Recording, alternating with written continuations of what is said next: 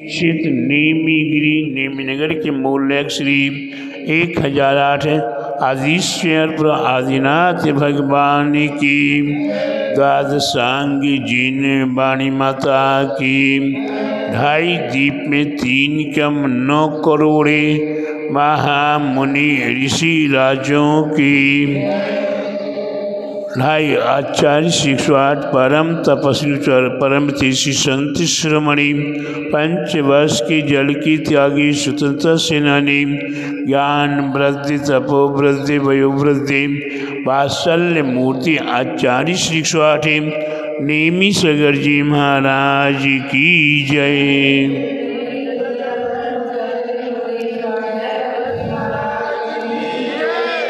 भव्यात्माओं, हम जगत संसारी प्राणी अपने जीवन को पावन पवित्र करना चाहते हैं। अपने जीवन में हम परम शक्ति से पुण्य को प्राप्त करना चाहते हैं। प्रत्येक भव्यात्माओं को परम शक्ति से पुण्य को प्राप्त करने के लिए निरंतर धर्म श्रवण करने की भावना करनी चाहिए। धर्म श्रवण हम अपने जीवन में किस प्रकार से करें, तो हमारे आचार्यों ने कहा है कि पूजा पाठ विधान अनुष्ठान श्रावक के लिए दानम पूजा चेती ग्रस्तानाम, दान देना और पूजा करना। दान 4 प्रकार का हुआ करता है। आहार दान, औषध दान, अभय दान और ज्ञान दान। ज्ञान दान का दूसरा नाम हमारे समंतभद आचार्य ने कहा है उपकरण दान। ये 4 प्रकार की दान देना। इन चारों प्रकार के दानों में से मैं आपसे पूछना चाहता हूँ कि कौन सा दान सबसे बड़ा है, कौन सा दान श्रेष्ठ है, कौन से दान से हमारा अवश्य ही कल्याण होगा, वह कौन सा दान है? आहार दान, औषध दान, अभय दान, उपकरण दान। कौन सा दान श्रेष्ठ है?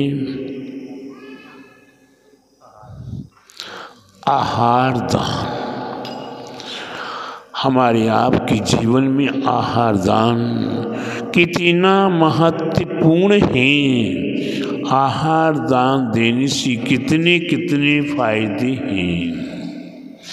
आहार देना सामने वाले की जीवन के लिए एक विशाल औषधि है। अगर आहार नहीं मिलेगा तो सामने वाले का जीवन भी समाप्त हो सकता है। आहार नहीं मिलेगा तो स्वपर के कल्याण के उपदेश का अभाव हो जाएगा। आहार नहीं मिलेगा तो तीर्थ आदि की परंपराएं समाप्त हो जाएंगी। आहार नहीं मिलेगा तो संयम का अभाव हो जाएगा। आहार नहीं मिलेगा तो हमारे आपकी साधु संतों की परंपरा का प्राप्त होना कठिन हो जाएगा। इसी प्रकार से अनेकों ऐसे कारण हैं कि अगर आहार नहीं मिलेगा तो हमारे जिनालय जिनेन्द्र भगवान की मूर्ति आदि हमें प्राप्त नहीं हो सकती है। इसलिए प्यारे बंधु, आहार दान सबसे श्रेष्ठ बताया हुआ है। और आहार दान देने से तात्कालिक कितना बड़ा महत्व है कि हम गुरु के सामने छोटे हैं, हम गुरु के चरणों में निरंतर झुका करते हैं, उनके चरणों में नमस्कार किया करते हैं और गुरु अपने दोनों हाथों से हमें आशीर्वाद दिया करते हैं। लेकिन जब आहार लेते हैं, जब आहार लेते हैं तो गुरु के हाथ नीचे हुआ करते हैं और दातार के हाथ कहाँ? अगल में, बगल में, नीचे। कहाँ हुआ करते हैं? ऊपर हुआ करते हैं। तो आपके हाथ कितने महान हुए और गुरु के शरीर की, गुरु के हस्त की जो ऊर्जा शक्ति निकल रही है, ऊर्जा शक्ति जो प्रभावित हो रही है, वह ऊर्जा शक्ति दातार के हाथों में वह प्राप्त हो रही है। तो प्यारे बंधु, आहार दान अपने आप में एक महान महान फल को देने वाला, और जब हमारे आदिश्वर प्रभु आदिनाथ युग की प्रारंभ में हुई, तृतीय काल में हमारे आदिश्वर प्रभु हुए और आदिश्वर प्रभु ने 6 महीने का तप धारण करके वे विराजमान हो गए ध्यान में, और 6 महीने के उपरांत वे आहारचर्या को उठे और 6 महीने 24 दिन तक उन्हें आहार नहीं मिला। और जब आहार मिला तो आहार देने वाला भी जगत प्रसिद्ध हो गया। क्या हुआ? आहार देने वाला भी जगत प्रसिद्ध हो गया। तृतीय काल में दिया था आहार, और उसके उपरांत तृतीय काल का पूरा समय व्यतीत हो गया। भगवान तीर्थंकर आदिश्वर प्रभु मोक्ष चले गए। धीरे धीरे चतुर्थ काल प्रारंभ हुआ। अजितनाथ आदि, शंभुनाथ आदि करते हुए महावीर भगवान तक तीर्थंकरों ने जन्म लिया, वो भी मोक्ष चले गए। पंचम काल लगा। पंचम काल का 2500 वर्ष से अधिक व्यतीत हो गया। इसके उपरांत भी उस दातार का नाम जिसने आदिनाथ भगवान को प्रथम आहार दिया था, उसका भी नाम आज प्रसिद्ध है।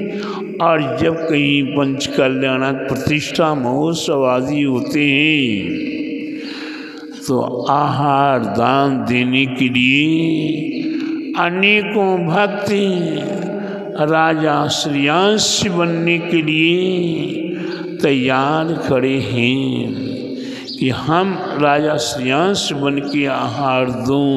यानी कि वो राजा श्रेयांश ने साक्षात आदिनाथ को आहार दिया था। इसके बाद भी हम और आप उनका नाम यहाँ आज भी याद कर रहे हैं। जिस तिथि में आहार दिया गया था, जिस तिथि में आहार दिया गया था, वह तिथि भी अक्षय तिथि के नाम से प्रसिद्ध हो गई। तो प्यारे बंधु, दातार भी पवित्र हो गया, धन्य हो गया, और दिन भी, तिथि भी महान हो गई। आज उस तिथि में हम और आप कोई भी विशेष कार्य करना चाहें, कोई गृह मुहूर्त, कोई दुकान, कोई फैक्ट्री आदि आदि कोई भी मांगलिक कार्य करना चाहते हैं तो अक्षय तृतीया का दिन कोई पूछना नहीं है, पंडित से नहीं पूछना, तिथि निकलवाना नहीं है, सहज शुद्ध पवित्र तिथि है। प्यारे बंधु, ये आहार दान दातार का कितना बड़ा महात्म्य है। उसके उपरांत आहार में कभी या पूर्व पाप कर्म के उदय से, असाता वेदनी कर्म के उदय से अगर शरीर में कोई बीमारी उत्पन्न होती है तो औषध दान देना। क्या देना? औषध दान देना। औषध में प्यारे बंधु, हमें आहार में, औषध में कभी भी छल कपट करने की कोशिश नहीं करना। जिनने अगर कि आहार दान में छल कपट किया है, उनका जीवन महान संकटों में बीतता है। औषध दान शुद्ध पवित्र औषध हो। हम छल कपट करके कोई उल्टी सीधी दवाई देने की कोशिश करें, ऐसा आज के समय में हो रहा है। आज के समय में ऐसा हो रहा है। अनेकों महाराजियों को, अनेकों माताजियों को, अनेकों त्यागी संतों को उल्टी सीधी दवाई औषधि बोलकर दी जाती है। तो प्यारे बंधु, नहीं, हमें शुद्ध हो, पवित्र हो और साधु के ग्रहण करने के योग्य हो, उनकी त्याग से रहित हो। मान लीजिए कि मेरा नमक का त्याग है, चीनी का त्याग है, और कोई कहे महाराज जी को ये दवाई चीनी में देनी है, तो आप चीनी लो और उसमें मिला के किसी प्रकार से भी दवाई देने की कोशिश करो तो वही गलत होगा। त्यागी वस्तु के वही त्याग का महात्म्य है। इसलिए हमारे आपके लिए आहार दान, औषध दान, अभय दान, कोई जीव मृत्यु को प्राप्त होने वाला है या किसी संकट में फंसने वाला है, तो उसे संकट से निवारण कर देना, उसे मृत्यु से बचा देना, वह अभय दान है। और इसकी उपरांत उपकरण दान, ज्ञान दान, ये माँ जिनवाणी अगर कहीं फट रही है, क्या हो रही है? कहीं फट रही है, खराब हो रही है, तो हम क्या करते हैं? उसको उठाया और एक तरफ पटक देते। नहीं, इसकी संभाल करना प्रत्येक भव्यात्माओं का कर्तव्य है। ये नहीं कि समाज में कोई मंत्री बन गया, अध्यक्ष बन गया, ये मंत्री की जिम्मेदारी, अध्यक्ष की जिम्मेदारी है। नहीं, ये जिम्मेदारी प्रत्येक श्रावक की है। ये आहार औषध अवय ज्ञान, ये प्रत्येक श्रावक की जिम्मेदारी अपनी अपनी है। अगर आपको परम साथी से पुण्य प्राप्त करना है तो क्या करना है? तो परम साथी से पुण्य प्राप्त करना है तो आपको अपना कर्तव्य मान के हम देवसात गुरु के ऊपर कोई उपकार नहीं कर रहे हैं। हम देवसात गुरु का कोई कल्याण नहीं कर रहे, उनके निमित्त से हम अपना कल्याण कर रहे हैं। इसलिए प्रत्येक भव्यात्मा, चाहे वो विधान के रूप में हो, चाहे शांति धारा के रूप में हो, और चाहे पंच कल्याणक प्रतिष्ठा महोत्सव के निमित्त से हो, और चाहे मूर्ति विराजमान, चरण विराजमान, और चाहे किसी भी प्रकार से मंदिर निर्माण आदि में भी अगर आप सहयोगी बनते हैं तो वास्तव में परम साथी से पुण्य के अधिकारी हुआ करते हैं। ये अभय दान में आता है, ये उपकरण दान में आता है, ये ज्ञान दान में आता है। इसलिए प्रत्येक भव्यात्माएं अगर अपने जीवन में कुछ पुण्य का संचय करना चाहते हैं तो देखिए बहुत बड़ी बात है नहीं, छोटी सी बात है। अभी आपके सामने नन्हे मुन्ने दो बच्चे बैठे हैं, देखो दिखाई दे रहे ना, छोटे छोटे सी, बिल्कुल छोटे छोटे, और मुकुट माला पहने तो और कितने सुंदर लग रहे हैं। ऐसी प्रकार से प्रत्येक भव्य आत्माओं को चाहिए, जिस प्रकार ये नन्हे मुन्ने 15 साल के बच्चे भगवान की भक्ति में लीन और भगवान की अभिषेक करना, पूजा करना, शांति धारा करना।